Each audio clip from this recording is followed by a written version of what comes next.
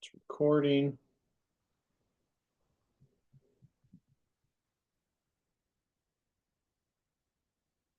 Get rid of this stuff. Haley, how's it going? Good. How are you doing? Oh, just spilled a giant freaking thing of water like 3 seconds before I came out here, all over my MacBook, like everywhere. I'm just like, Oh of course, no. of course. This is a perfect time to make a giant mess. So, Cue the meeting. yeah. Ryan, how are you doing? You out for a walk? Yeah, I'm outside right now.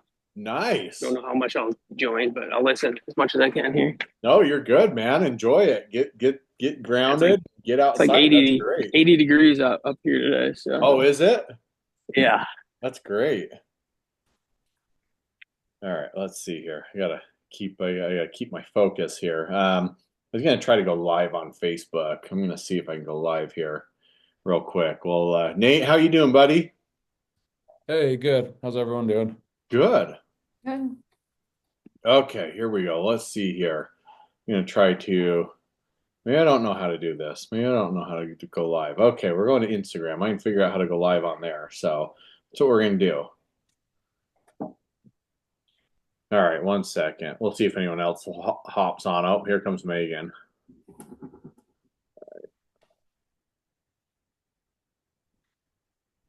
Okay, maybe we'll go live. Okay, it's going. Oh no, I gotta turn that bad boy around. Let's see here.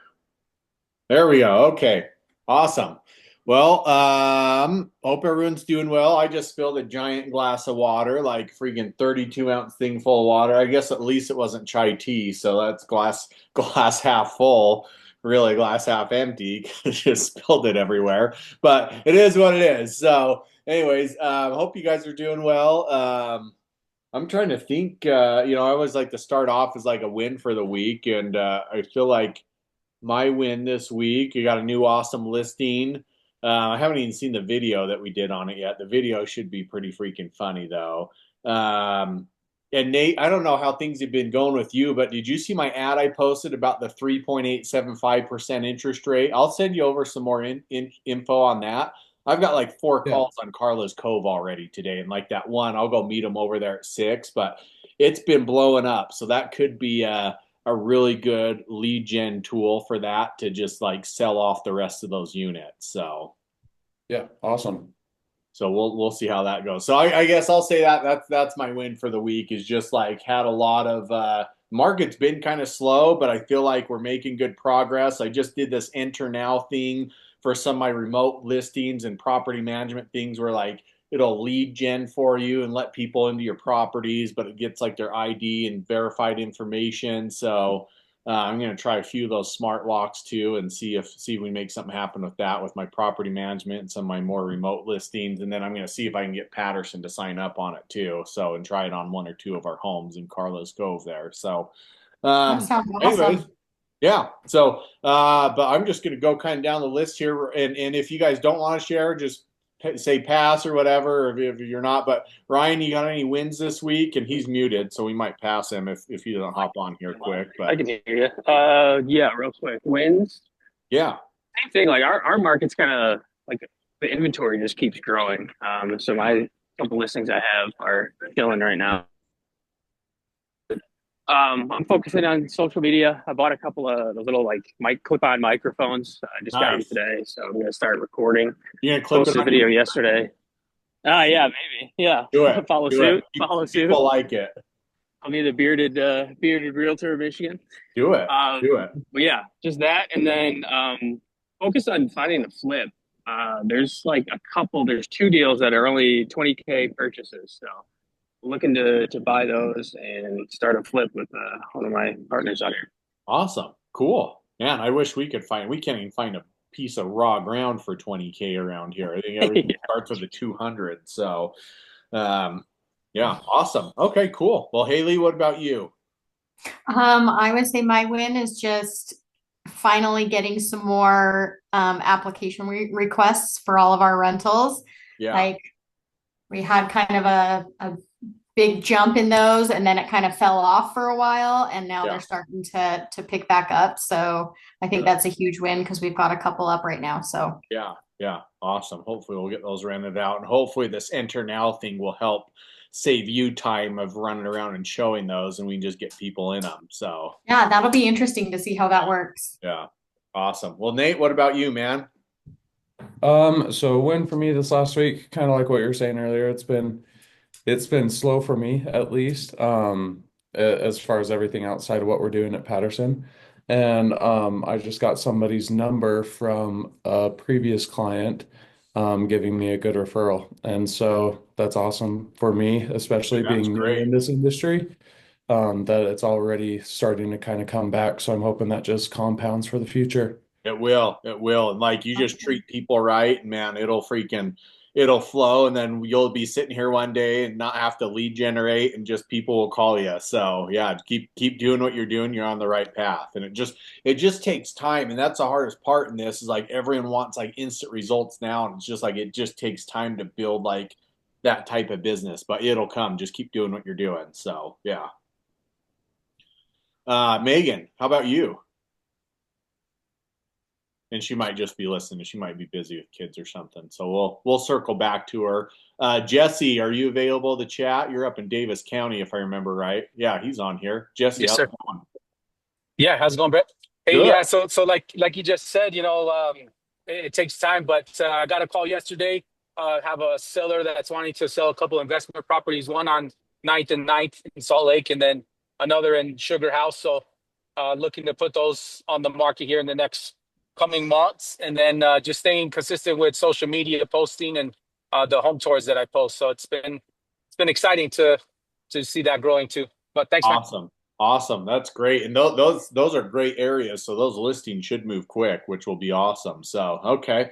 Well, I'm going to get into it, and I've been thinking about like what can I give you guys its value, and I see this all the time because I mostly do listings, and I just see people write up shitty offers, and I'm just like what are you doing? Like and so I'm like as a listing agent, I feel like okay, I'm just going to give everyone like go through the real estate purchase contract and be like, hey, these are the things I look for. And if I have multiple offers, like we're not in multiple offers season right now, even though some of my last ones have had multiple offers. Like the one in Eagle Mountain we did, we had like 4 offers on it. Um, but it's like if there's multiple offers, if I get a good well written offer, like half the time I'm just like, man, let's just move forward with this one instead of going back and forth with these other people who don't know what the heck they're doing. So I'm just going to go through our purchase contract and just kind of spell things out. And I'm going to see if I can share my screen here of what I look for, and then things that are like giant red flags to me. And hopefully it'll give you guys some ammo of when you go write up an offer for people that you can write up a more competitive offer, especially if we do get back into like that super competitive season. That you'll be able to help your clients win on those. So hopefully, can you guys see my screen? Let me see here. Yes, Okay. we can. Okay, perfect. So I'm just pulling up our state approved real estate purchase contract, and I'm just going to kind of go through this line by line and tell people what I expect. And then you guys holler at me if you got any questions. First line, buyer's name. One thing I hate, and I still do this sometimes if I'm feeling lazy, is like if you can just find the seller's name and write in the seller's name instead of owner of record. I know that's kind of like the thing a lot of people do around here. 90% of the time the lender's going to come back and make you do an addendum later. So if you can like put in the owner's name and it's actually the correct owner's name that you can find on the county records, that to me tells me, okay, this buyer's agent actually did his homework and knows what he's doing. Earnest money around here, like normal is like 1% earnest money. So if you're buying a $500,000 house, $5,000 earnest money. I kind of expect that as like a minimum now. I got an offer the other day on like an $800,000 house that was $500 earnest money, and I'm just like, this is a joke, right? But apparently it wasn't. So, but 1% earnest money is a pretty big thing. And if you want your offer to be stronger, offer more earnest money than 1%. Like do as much as they can. Right here, property address, blah, blah, blah, all that's fill in the blank. Included items. when I put items on the listing, I usually check with my sellers first. I've seen the personal property items in the section 1.2 be like a bigger deal to people just emotionally than even the price. And so like some people really are attached to like their washer or dryers or refrigerators for some reason. And so when people ask for them, even if they're paying full price, like that'll bug them more than like $5,000 off the purchase price will, because they're like, no, those are my washer and dryers, or that's my refrigerator. And I don't know why. So I always try, like the listing will usually have like what the seller's including or excluding. I just try to follow that unless it's like the buyers really, really want something. But if you follow that, that's usually set by the seller, and hopefully they've had that conversation with the seller, and the seller's like, this is what I'm planning on keeping.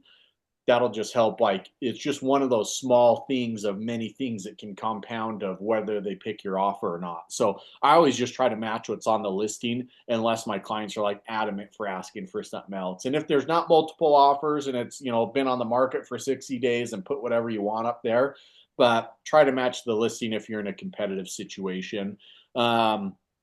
Purchase price. Oh, let me go back here. I don't even know how I did that. Okay, purchase price. This is another part that really bugs me, and this is something I really like to see, is the purchase price is here, then you have your earnest money. I hate when people put to be determined, or like they just don't fill out this information and just leave it blank, because then I have no clue how much of a down payment they're actually putting down. Because to me, if somebody's doing a no down loan program versus somebody who has $100,000 down, that $100,000 down offer is a whole lot stronger than somebody who's not putting anything down. Or if you don't put anything in there, then I don't know what you're doing. So I guess I'm going to kind of assume the worst. Now I had one client ask me the other day. They're like, well, if we put that we're putting like 150 grand down, that's going to show them that we can go up in price. I'm like, well, yeah, I mean, it could, I guess technically you could say it could be used against you in negotiating. But to me as a listing agent, I see that and I'm just like, great. If our appraisal comes in a little bit low, they have money to cover that. They could get an appraisal waiver, then we don't even have to deal with an appraisal. So that'll skip one whole step of this, which is great. I've been seeing a lot of appraisal waivers lately, which is awesome. Um, and so that's another big thing, especially if your client does have a big down payment. Make sure to put that in there so they know, hey, this guy has 20% down, because it'll just make you look like a lot stronger buyer. So, subject to the sale of the property, they changed the purchase contract. You used to not have to put this in there if it was or wasn't. And I would hate when I found out that it was subject to somebody selling their home. They didn't tell me. So this is almost mandatory in there now. But just if your buyer does have to sell a home, make sure you disclose it in there, because if you don't, they find out about it later. Everyone's just going to be pissed off. So, any questions on that page though? And if not, I'll keep going. So, this is page 2. Close. I mean, most of the stuff's like fill in the blank. But possession, this is one thing that I always try to talk to the listing agent about, especially if there's multiple offers. Like, what do your clients need? Some people, like if the house is vacant, possession upon recording is just fine. Like as soon as you sign, give them your money, you get the keys. But for sellers, like this one out in Eagle Mountain, we had 4 offers on it, and all of them were really close in price. But one of the offers said, you guys can have, I think we got like 20 days to move out after closing rent free. And so they got to close on the property, live in there for 20 days rent free, and move into their other property. So they only had to move once. That was like the deal between that and the 3 other offers. That's why we picked that offer, because they let them stay in the property after closing. Now, there are some risks with that. And normally, like on the buyer side, I'm going to do a lease agreement, even if we're doing a $0 lease agreement. Then we'll just do that anyways. But yeah, it's usually, if you can give the seller some time to move out after closing, because otherwise it's usually really stressful. If you want keys on funding and recording, that makes it really hard on the sellers. And so, yeah, that's I guess this little part right here can be make or break for a lot of people. And I usually just call the listing agent and say, hey, what do they need? Where are they moving to? And that'll give you all the insight you need to write up the best offer possible, so you have a chance of getting accepted. Special assessments, HOA shit here. Almost always people mark the seller's paying it, which is fine. That's normal. But if you want to kind of set yourself apart, like even if you just split this equally between buyer and seller, it'll make a difference in them and what they're wanting. And so that's just another way you can set your offer apart. But if there's not multiple offers, I always like 99% of the time mark seller's paying it, especially like if there's any special assessments, really the seller should be paying it anyways. But yeah.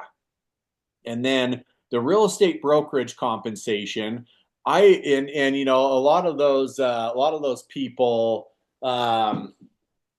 you know, you guys sign 3% buyer broker agreements with your buyer, whatever. I always call the listing agent, just say, hey, what were your clients planning on paying a buyer's agent? And a lot of them are 2.5%, 3%, 2%, whatever. If I'm in a multiple offer situation, I'm just going to try to match with whatever they're offering on there. And you know, even if I want to be a little bit more competitive, then maybe I'll discount that a little bit. But the buyer broker agreement or buyer broker compensation, this one can be a hot button for sellers, especially a lot of my clients. Like a lot of my clients do not want to pay 3% to the buyer's agent. They're just like, you know, 3% is crazy to pay somebody $20,000 for bringing a buyer by my house. And, you know, we can go back and forth on that all day long. And, you know, the new rule is really like the buyer should be responsible for it because they're the ones signing a buyer broker agreement with them. And that's a whole nother discussion for another day. But I've seen agents stick with this 3% here and not be willing to budge to 2 or 2.5, and that literally lose them the deal. And I'm just like, if you guys think long term about this, like one, your client lost the house, they didn't get the house they wanted, and two, you got to go show them 30 more houses. Is that extra 0.5% commission worth showing them 30 more houses and spending another 2 months showing them homes? Or do you just bite the bullet? And especially like a lot of these guys found the buyer off of Zillow and this is the first house they've shown them. It's like, take your 2% and move on instead of waiting for a full 3%. And if you want to force the 3% or your broker makes you, I mean, that's totally up to you. But I have seen this commission part right here kill more deals and have agents lose the deal over 0.5% commission than just about anything else in this contract. So just keep that in mind. If that's a hot button for the seller, I would have a strong discussion with your buyer. But the problem is a lot of agents just don't set their buyer up and don't tell them that. And so they just tell them, oh yeah, the seller's going to pay my 3% commission. It's not a big deal. Well, a lot of sellers aren't going to do it. And so once they find out the deal blew up because of this, there's a good chance they're going to fire you. And then you're not going to have a client because you weren't upfront with them when you had them sign the buyer broker agreement in the first place. So hopefully that helps somebody out. The rest of this pretty much filled in, you know, just all automatic. Oh, sorry, I skipped a page here. Where'd we go? Okay, we're back. Buyer's due diligence. Yes, totally fine. Appraisal condition, great. That's great. You know, subject to an appraisal. If you can remove that appraisal contingency, especially if it is a multiple offer situation, that can go a long way with the seller as well. So, your financing required, that's almost a standard. I mean, if somebody is willing, like if you're in a multiple offer situation and you are getting financing, but you're saying like, hey, I'm not going to require that for my earnest money to go hard, then you can mark is not. And that's another big thing because the sooner the earnest money goes hard, the sooner the seller knows this is a done deal. Well, most likely a done deal. And so that's very helpful. Buyer's right to cancel before financing appraisal deadline. This money in here, I really don't put a whole lot of weight on this. This is like an option where if they cancel after their due diligence period, then some of the earnest money is non-refundable unless we run into an appraisal issue. But I've had agents who like will bid the property up 40 grand over the list price and then try to wrap in $30,000 in closing costs and an extra 10 grand commission. And when you have all of that, it's just like we all know the property's not going to appraise. It can only appraise for so much. So you know, there's just no luck. And so it's like this part doesn't really matter unless they're willing to waive the appraisal, which usually they won't. So yeah. Any questions on that though? Okay. And then additional earnest money. I rarely use the additional earnest money. I just like to keep whatever the earnest money is. Sometimes this will help. Like if the buyers don't have a huge chunk of earnest money up front, but they can do more after they get another paycheck or something, then we'll do that. But that's rarely ever used. Addenda, if there's an addendum, FHA, VA loan addendum, I really like knowing up front if they're doing an FHA or VA loan. And I know some people hold that against people. And so a lot of them don't like to market, and then they like to go under contract, be like, oh, by the way, we're doing an FHA loan or a VA loan. Here's the addendum. I've had sellers just be like, no, I'm not going to sign it. So that's something you need to be aware of. If you're not sending that over with the accepted offer, and then you ask for it a week or 2 weeks later, the sellers don't have to sign it. And I literally had a deal a couple months ago where the seller's like, no, I'm not signing this FHA VA loan addendum. So they either have to go conventional or we're canceling the transaction. And it actually forced them to go conventional. And the buyer's agent knew it, and they did it on purpose because they were worried like we weren't going to take their offer because it was going VA, and I wouldn't have really cared up front if they would have just told us. But they didn't, and then they wanted to switch over, and the seller was just like, no, I'm not doing it. So I'm like, I can't force the seller to sign this, so go conventional and refinance later. I don't know what to tell you. And that's what they ended up doing. So 1 year home warranty. Almost everyone asks for a home warranty. I think they're like $700 now, $600 or $700. This can be a hot button with some sellers, but usually it's not. I always tell my sellers, like, plan on $600 or $700. If you put like $2,000 in here, then I'm going to be like, what the hell are we buying for them? So usually if you keep that under $700, I'm not going to have an issue with it. I tell my clients to expect a home warranty. But yeah, don't be surprised if you put in a ridiculous number if they come back and get upset with that. So rest of the stuff, like, there's nothing to check. There's nothing to change here. Section 24, this is a huge one for me. And this is probably the most important one. Is these seller disclosure deadlines. I hate when an agent writes up an offer and it's like, what's today, the 15th? And they're like, yeah, seller disclosure deadlines by tomorrow at 5 p.m. I'm like, there's no way I can have those back. Like, I have to get this accepted. Then I have to send it to the title company. I'm at the mercy of the title company to get me a PR back with the updated buyers on it. Minimum, I usually try to tell people, like, put a week in here. If you want to have a good happy listing agent, put a week in here for seller disclosures. That way they can get them back. They can get the PR back from the title company and meet their deadlines. So put a week in here. Due diligence deadline. If this is any longer than 2 weeks, I start to ask really serious questions. Like, are you guys serious about this house? Why is it going to take you more than 2 weeks to get somebody out there to inspect it and go through these inspections? The shorter this is, the better. If you can keep it down to like a 7 to 10 days, that's like ideal. If I see 7 to 10 days in here, I'm like, okay, yeah, they're going to move forward. They're not going to sit here and waste a week and then pull out of the contract. They're moving forward. So 7 days is great in here. Financing appraisal deadline, again, shorter the better. Normal, I would say, is like 21 days. But if you can have this done in 2.5 weeks, that's another huge one, because this deadline in Utah is really when the buyer's earnest money goes hard. If you read through the real estate purchase contract on the financing portion, the buyer can cancel based on their financing for any reason. It literally says at the buyer's discretion. If they're not happy with the terms of their loan, they could be getting a 1% interest rate on their loan. They could still cancel. So really, and I tell all my clients this because I learned this the hard way, until the financing appraisal deadline is complete, it doesn't matter if they're fully approved for a loan, the appraisal's done everything, they can still cancel and say they're not happy with their financing, they're canceling. And realistically, they could be canceling based on some inspection item that they did 2 weeks afterwards and were late to the game doing, and we wouldn't fix it, because I've had people do that before. And then they just send over a cancellation based on financing, and there's nothing you can do about it but put it back up for sale. So the sooner this one's done, the stronger your offer looks. And then settlement deadline, normal around here, is like 30 days.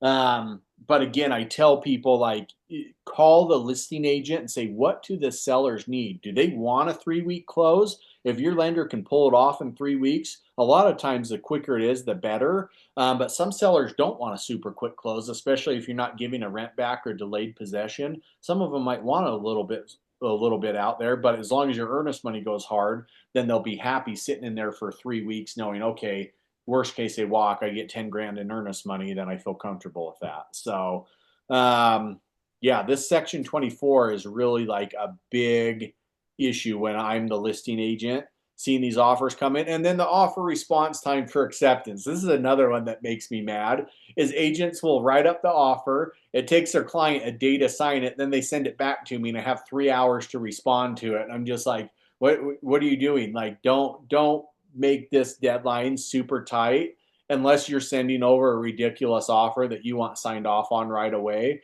But like when agents send me an offer over that's 30 grand under list price and they want a response in 4 hours, I'm just like, yeah, we'll get this right over to them as quickly as we can. Make sure to respond to you with your shitty offer. So, yeah, the deadlines and then your earnest money really are the big key points to this. But do any of you guys have any other questions or anything I can answer for you on these deadlines? And a lot of you guys might know this, but I hope this is helpful to somebody who's maybe newer and doesn't just understand like how people really, or I guess how most listing agents look at these deadlines.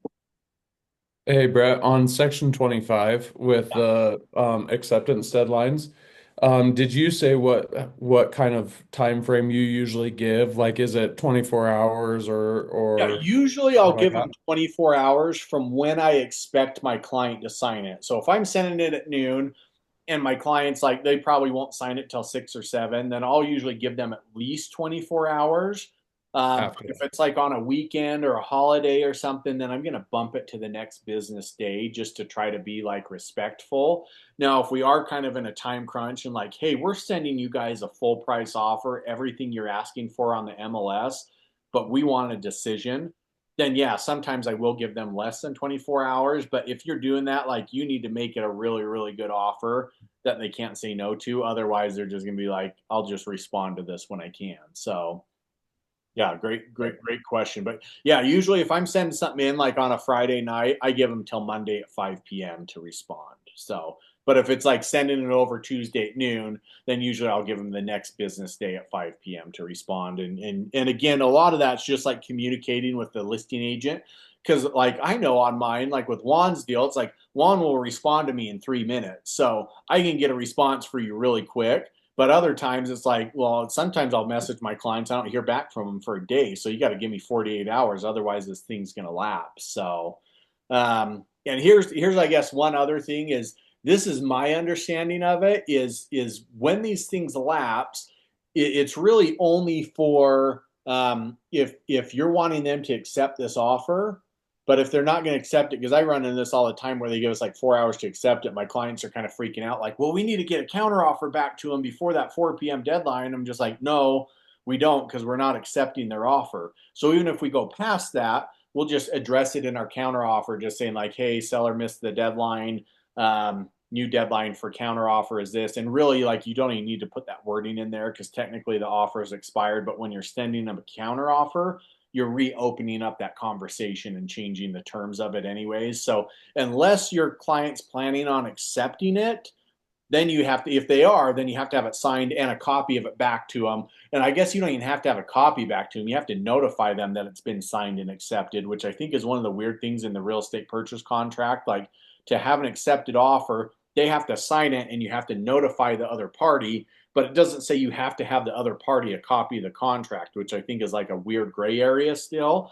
But that's what you're supposed to do is your clients is supposed to sign it and you had to notify them that it's been accepted. So, and I guess just part of this too, another good thing when like I've ran into this has been a good learning lesson for me too, is send the buyer's agent and we send in an offer and it's low and the seller counters us back and says like, okay, here's our counter offer. You have until 5 p.m. on Sunday to sign it. So we have like 4 days to accept it, something crazy like that. I'll have buyers sit on it and wait. And I tell them, I'm just like, dude, there's no reason, if you're thinking of accepting this, there's no reason not to accept this because as soon as we accept it, that property's locked in with us. But until we accept it, if they get another offer that comes in an hour, they can withdraw this counter offer. And I've literally argued with agents and brokers over this and almost had one go to court, but luckily the attorney I worked with like had already tried this. So he called the other broker and was just like, you're not going to win this until you accept this. They can withdraw that counter offer.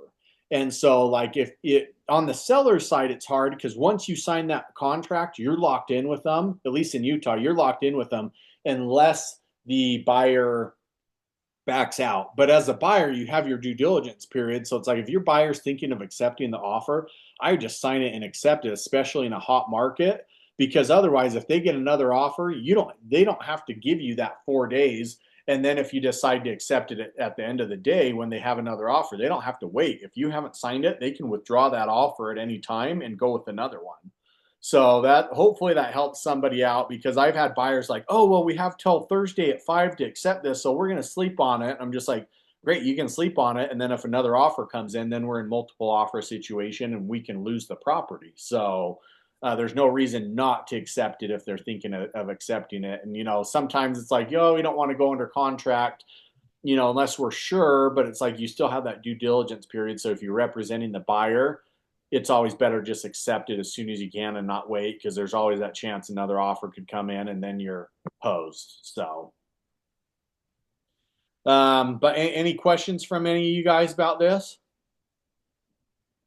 Or hopefully I made it clear enough and you guys can, hopefully this helps someone either avoid losing out on a multiple offer situation or just helps your clients when they're selling a place. So, but yeah, any of you guys have any questions? That's pretty much all I got today for you as far as this goes. And if I have a question, Brett. Yeah, go ahead. Yeah, I was just curious, from all of the listings that you've done this year, would you say the average VAC for the buyer is about 2% or what, Yeah. What are your thoughts with that? Yeah. I'd say 90% of them are 2%. 5% is 1.5. The other 5% is 2.5. I don't think I've done any 3% BACs in a very long time. So yeah. Awesome. Thank you. Well, last question. I might have missed it on the dashboard. Did you record last week's How about to the do a CMA? Yes, sir.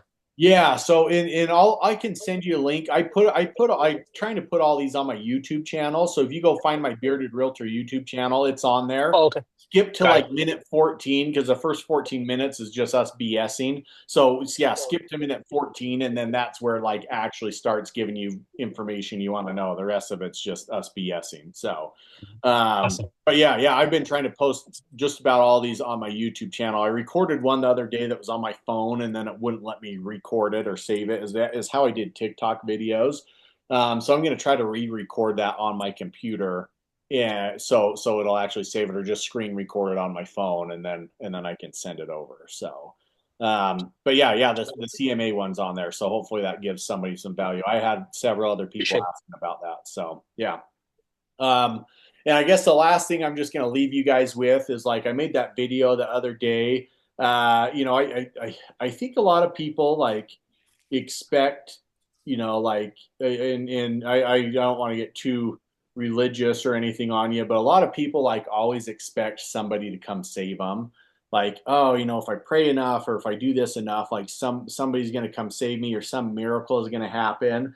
I've had so many of those experiences in my life. And I guess the biggest thing I can tell you guys is the power of God, source, creator, whatever you want to call that higher power is within you guys. And this doesn't matter if it's real estate, life, whatever, you guys can all save yourselves. And I don't know how else to explain that to people. And I've just seen that so much in my own life is the odds of some mystical being coming to save you and solve all your problems is not going to happen because that's not why we're here. We're here to be tested and learn.